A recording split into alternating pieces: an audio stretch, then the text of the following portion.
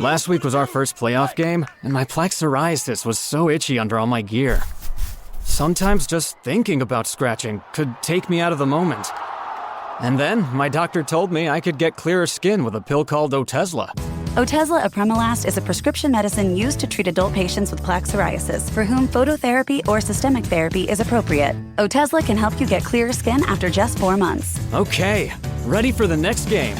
Talking to my doctor about a pill was a total game changer. Don't use Otezla if you're allergic to it. Get medical help right away if you have trouble breathing or swallowing, swelling of the face, lips, tongue, throat, or arms. Severe diarrhea, nausea or vomiting, depression, suicidal thoughts, or weight loss can happen. Tell your doctor if any of these occur and if you have a history of depression or suicidal thoughts. Live in the moment. Ask your doctor about Otezla. Call 1-844-4-OTEZLA or visit Otezla.com for prescribing info about cost, and more. The Red Apple Media Podcast Network presents This is Protecting America. Now, here's Emmy-winning journalist Rita Cosby. And welcome to another edition of Protecting America. I'm Rita Cosby. There are so many questions swirling around the shooting at that infamous Butler, Pennsylvania rally last month, the attempted assassination of former President Trump. Well, a few days ago, a bipartisan group of House lawmakers went to the shooting site, and they said that they were stunned that a 20-year-old so-called loner was able to get so close to the former president, injuring him and 2 others, and killing that firefighter who was attending the rally. So what went so horribly wrong, and what do we know about the shooter and his background? Well, joining us now is retired senior Secret Service agent Don Mihalek. Don, it's really great to have you here. Thanks for having me on, Rita. What are your biggest questions about this case? Well, when you're looking at the incident and thinking about the events that transpired, my first questions go towards the advance process, which is the process the Secret Service uses whenever it does a protective site to look at the security perimeter. And to backtrack even from that, the Secret Service is the mechanism that puts the security perimeter around the site. But the site and the way the site works is actually at the direction of the staff of whatever protectee the Secret Service is working with, who will come and lay out the site, lay out what it's going to look like, lay out the movements of the protectee. And then the Secret Service, of course, is there to put the bubble around it to keep it safe. And the questions for me are, when the Secret Service was looking at the site, assessing the security vulnerabilities, trying to figure out how to close those gaps in security, they work with different partners. They work with local law enforcement, state law enforcement, and they try to fill those gaps. They bring in their own assets. And the first question would be is, when they were looking at the site and looking at where the security risks were, the security vulnerabilities were, which for the Secret Service, it's not about risk elimination, it's about risk mitigation. What were those risks? And then what measures did they put in place to minimize those risks? Clearly, that building was a risk. The question that I think nobody has an answer to yet is exactly what were the protocols put in place to minimize the risk of that building to the site and to the former president. There's a lot of reporting on it about local law enforcement being tasked to secure the building, to surround the building. There was reporting that 15 local law enforcement officers were actually inside the building. Why they'd be inside the building doesn't make any sense to me. And then there's been reporting, too, that when local law enforcement identified the shooter, they text for about 90 minutes amongst themselves about the suspicious person, but nobody went to talk to the suspicious person. So those are all questions that are out there. That's some of the reporting that's come out. And I'd like to get to the facts about those particular issues, which will help inform us about where the breakdowns were in the security. So many questions, as you point out. Let's start with the advance. How soon ahead do they typically do these advances? You were a part of that. How often do they do it? How extensive do they do in the preparation? So I think last year with President Biden, or in total, the Secret Service did over 4,000 protective sites. all around the world, including taking the First Lady to the Ukraine and taking President Biden into Israel in the middle of a war zone. So, for the Secret Service, doing protective sites is a pretty routine and regular occurrence. And generally speaking, domestically, the Secret Service sends its advance team out about a week ahead of time. During the campaign, sometimes that time frame collapses because of the frenetic pace of the campaign. And then when the Secret Service gets on the ground, there's different parts of the advance team. There's a person that handles the site. There's an agent that handles the airport. There's an agent that handles the tactical assets. It's a bifurcation of responsibility, a split of responsibilities to put the security plan together. As the Secret Service agents are putting the security plan together, in most cases, they're working with their local counterparts, domestically, local police departments, state police, overseas, the host country's law enforcement apparatus, or in some cases, intelligence or military apparatus, to form the security plan for the site. Part of that security process and security planning involves the Secret Service and its local counterparts deciding where the assets are going to go to mitigate the risks of that particular site and deciding which assets are going to go where. In some cases, it's Secret Service assets. In some cases, depending on the issue, it's a local asset that can handle the site. Those decisions are all made during the advance process. Requests for additional assets go a dual process through the Secret Service chain of command if they need more assets, and through a local host agency or department, they go through their channel to request assets.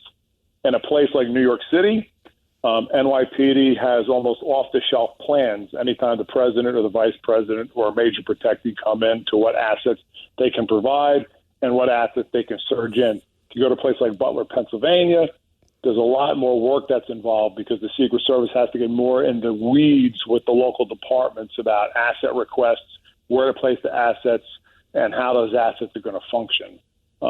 That all comes together to form the security plan, which usually entails the agents working about 20-hour days for a week straight to put that together.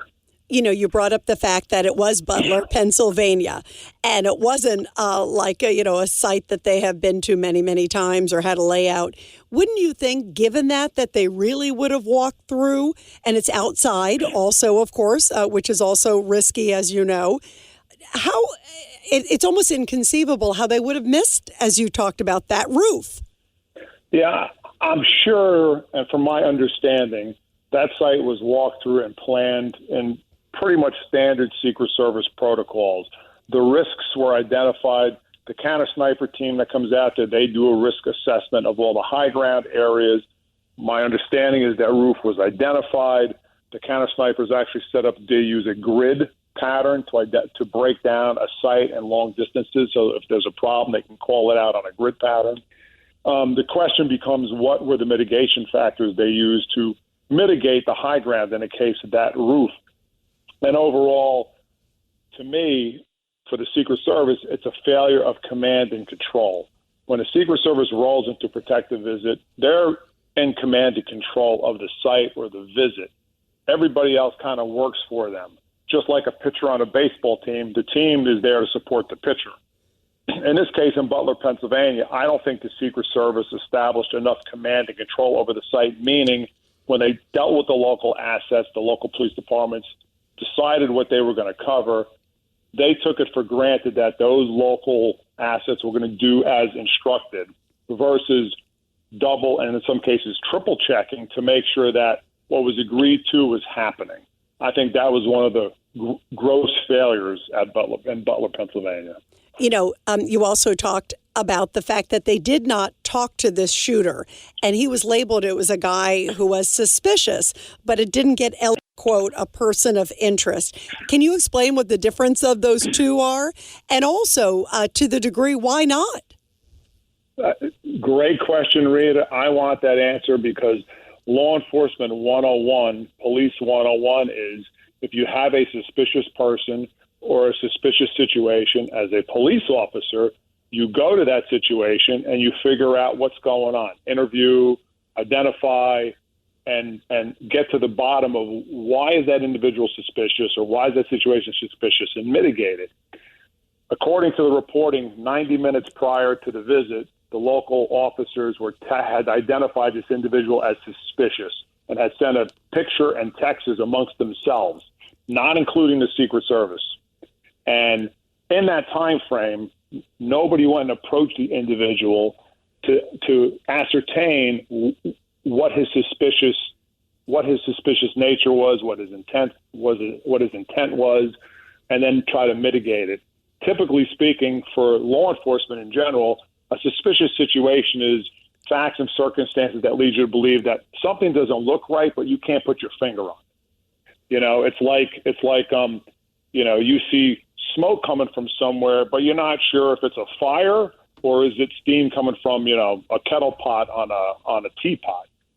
It rises to the level of a threat if you either can identify something that's threatening, weapon, movements, something that looks like a potential explosive device, then it rises to the level of a threat. Or when you go interview and talk to the individual, you identify that he poses a threat through your conversations or through your search of them.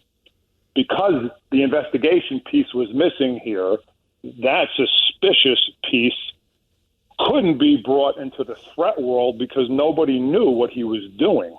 And that was a fundamental failure of law enforcement in general there, not to identify the individual and interview him and investigate his suspicious behaviors so they could then verify or determine if he was a threat or not. Had they interviewed him, had somebody interviewed him, one of a couple things would have happened. He would have either left the site and they would have followed up investigation and probably locked him up later. They would have found the rifle on him. They would have locked him up at the site. Or he would have wanted to go out in a blaze of glory, and there would have been a shootout between him and the law enforcement officers, and it would have been over with. But because that investigatory piece didn't happen, we had what happened play out in Butler, Pennsylvania. Also he had a rangefinder, which is to figure out the range used for golf, used for shooting. Shouldn't that have also raised some red flags? The rangefinder, the drone he had, his behaviors were all suspicious, all something that needed to be investigated, all something that any local police officer could have gone up to him, spoken to him, interviewed him, and figured out what was going on. That didn't happen. Nobody understands why that didn't happen. And then when he disappeared, from their viewpoint, the reporting is that they pulled officers that were around the building in question to go look for him, which created a security gap, which allowed the individual an access point to the roof. So that is all the reporting.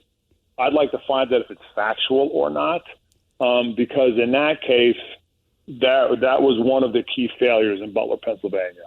Choosing a bottled Starbucks Frappuccino drink that's all flavor and just 100 calories? Easy. Choosing between creamy vanilla, double chocolate, and sea salt caramel flavors? A little harder. Try the delicious new Starbucks Frappuccino light drinks. Look for them wherever you buy groceries. Start with Starbucks coffee.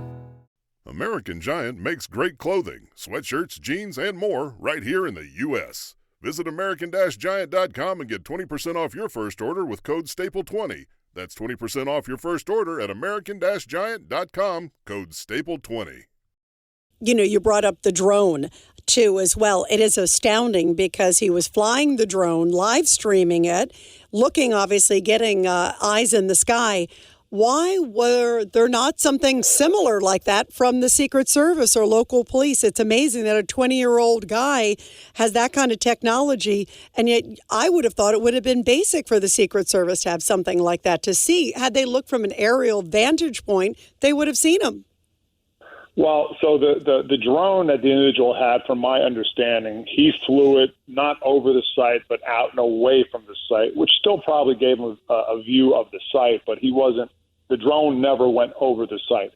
Enough in and of itself to go interview him and find out what he was doing. The Secret Service does have counter UAS program, a counter unmanned aerial drone program. The acting director of the Secret Service testified that they had some technical issues, which we don't know what they were, of why their counter UAS program wasn't airborne that day. Apparently it was there, it was available, or it was in the vicinity, but it wasn't operational due to some technical issues. It sounds to me like, again, the Secret Service was lacking some technical support that I think through this process now, they should be asking for from Congress, who, in my time, has done little to really bolster the Secret Service the way it needs to be in this modern age.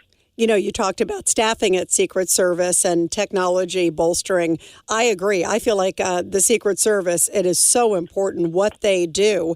And, you know, I know so many of the men and women in Secret Service, and I feel like it saddens me to see now because there are so many questions about the competency.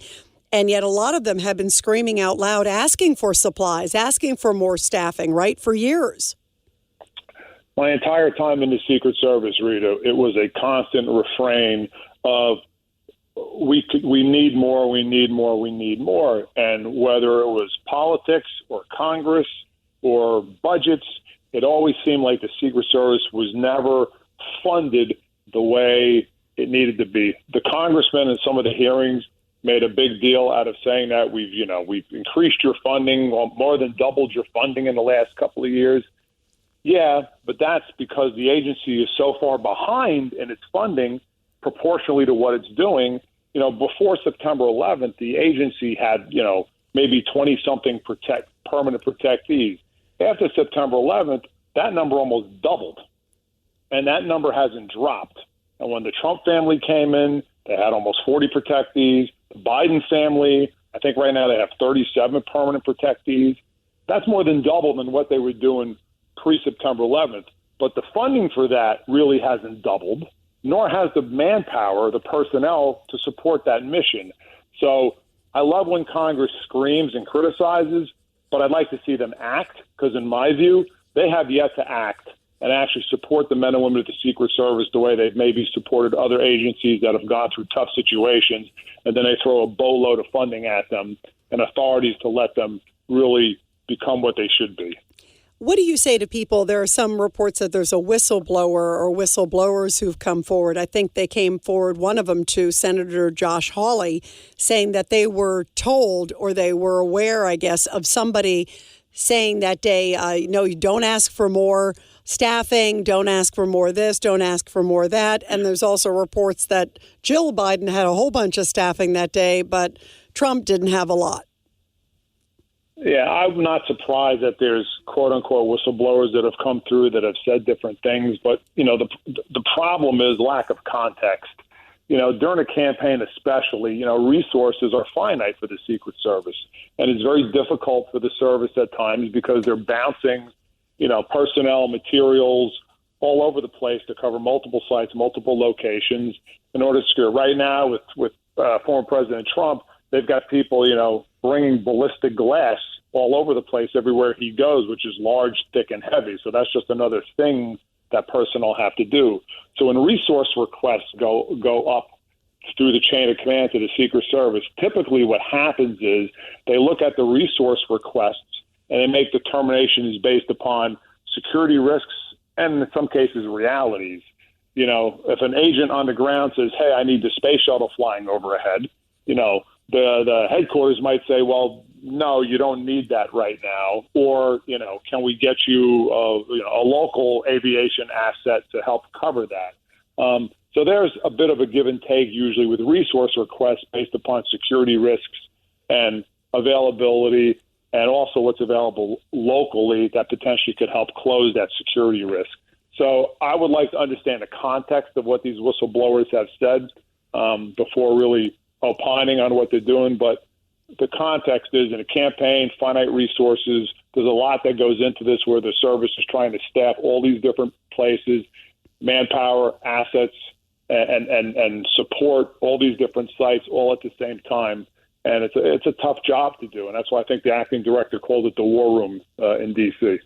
What do you say to critics who say, why was the body cremated? Wouldn't you think you would have kept the body just in case, per se, new evidence came about where you want to go back? It seemed odd that it was given over to the family and cremated so that evidence is gone.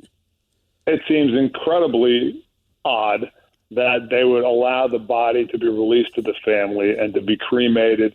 The attempted assassination investigation is an FBI-led investigation. When Kennedy was assassinated, Secret Service agents and FBI agents were in a room for the autopsy, for the evidence recovery, and the Secret Service escorted his body back to D.C. When Reagan was almost assassinated, same protocol. Secret Service agent with the president. The FBI came, and the FBI took the evidence literally off the gurney in Reagan's situation, the bullets and whatnot. And there was a chain of custody, and everything was maintained.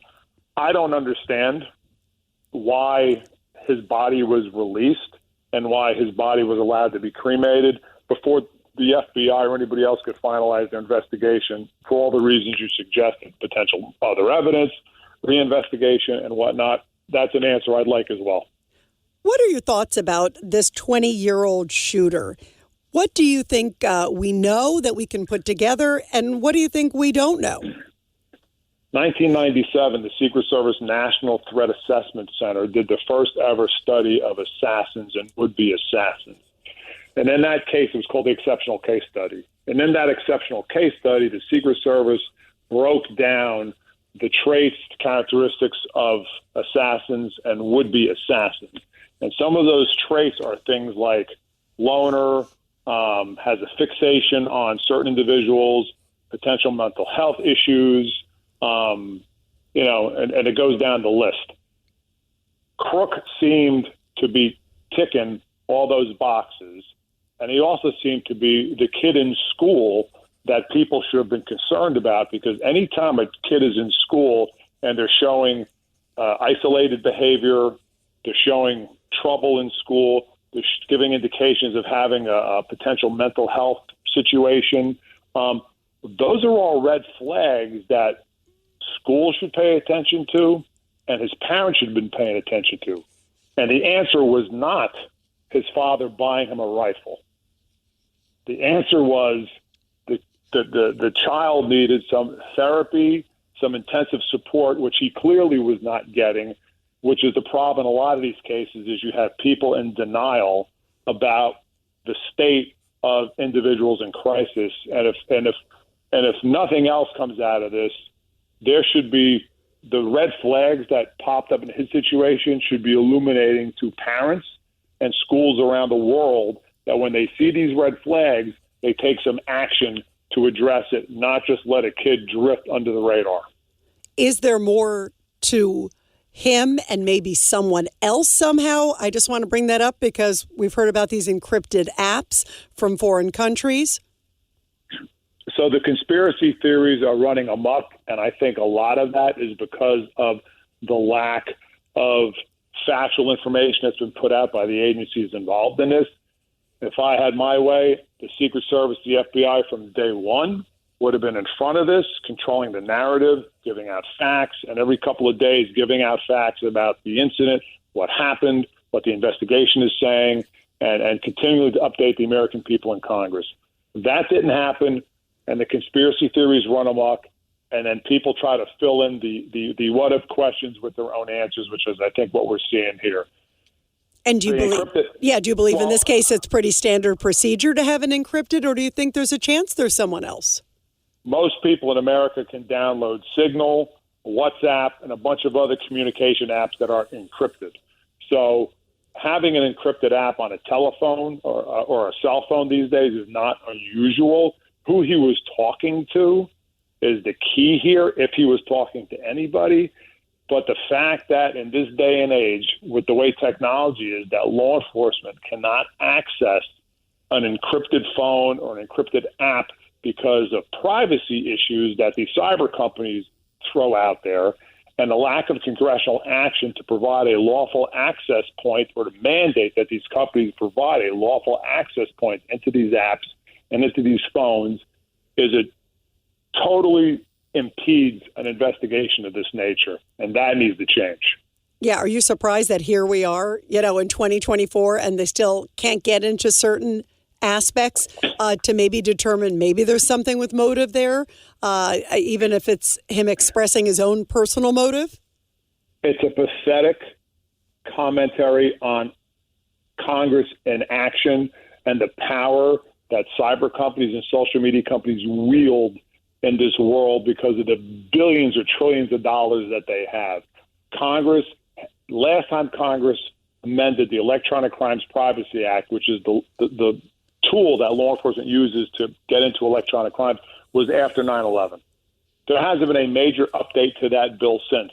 The deputy director of the FBI in the last Senate hearing said to the senators, basically, we've been asking you for years to provide us with the authority and a lawful way to access these encrypted apps, and it still hasn't happened. We would like to work with you to create that, but it still hasn't happened. And in my personal view, it hasn't happened because the cyber companies wield such big purse strings, including on Capitol Hill, Congress falls into inaction. Wow. And finally, Don Mihalek, you have been in the Secret Service. You were in it for a long time.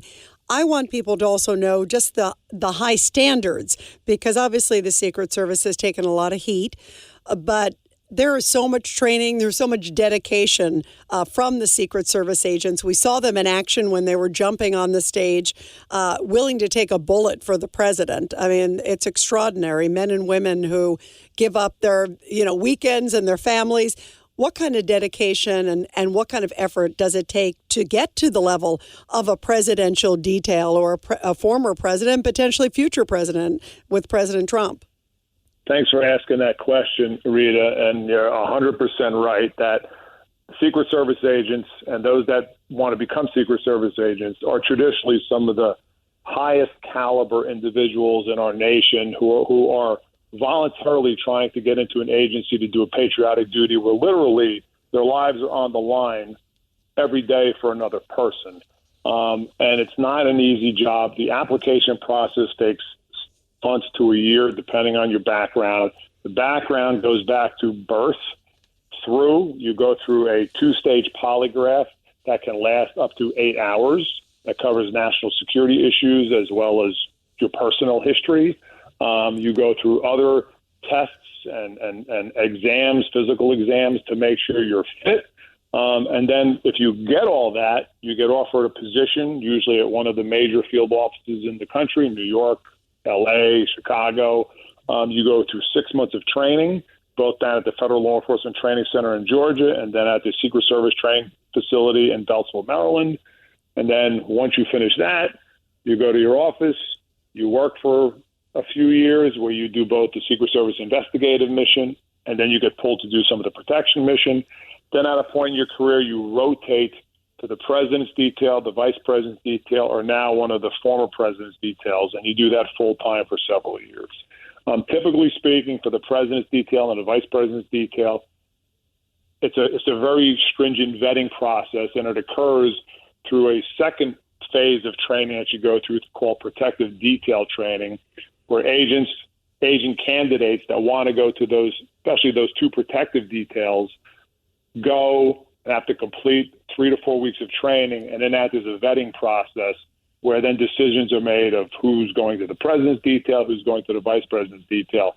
Sometimes, somebody's wishes are taken into account. Sometimes they're not. And that's not to say that the agents going to the former presidents are any less qualified or lower caliber. They're just as qualified and high caliber. And they're actually doing the same type of work as the agents on the president and vice president detail, often with even less support because they're not rolling around with all the assets that attach to the president and the vice president. Yeah. And on a moment's notice, as we saw in Butler, Pennsylvania, their lives can be on the line. Yeah, it's extraordinary. And I mean, I've seen the dedication firsthand. I've seen you in action firsthand. And we are so lucky to have men and women that want to do that and are willing to do that. And I agree with you that Congress and America should be able to give whatever assets you guys need to make sure that you are keeping America and American leaders safe. Thank you so much. And by the way, everybody, be sure to subscribe and share to this very powerful podcast. And former senior Secret Service agent Don Mihalek, it's so great to have you here. Really important discussion. Thank you for having me on, Rita, and always appreciate the opportunity. And everybody, I'll be back soon with another great edition of Protecting America. And of course, you can catch me every weeknight, 10 p.m. to midnight on the legendary WABC Radio. This is Rita Cosby. And thanks for all you do to protect America.